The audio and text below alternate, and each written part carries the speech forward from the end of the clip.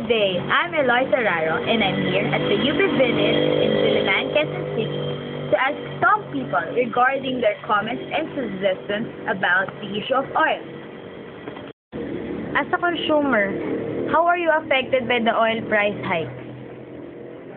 As a consumer of oil in my daily route, I am very much affected. My daily cash outlay goes much higher than before. And the basic needs like foods and clothing, it also goes high.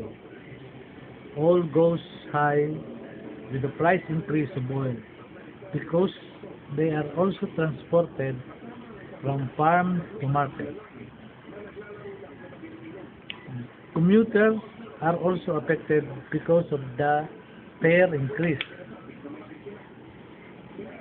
As for me, everybody is affected, from low class, middle class, and the upper class of our society.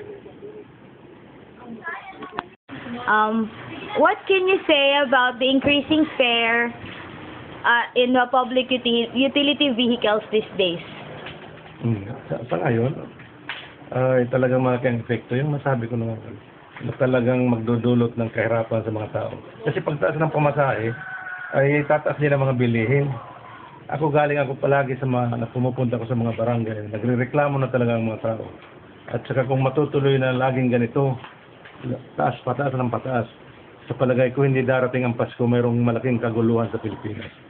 Na talagang kaguluhan na hindi na kakayanin ng gobyerno dahil sa pagtataas ng pamasahe, marami nang nagugutom.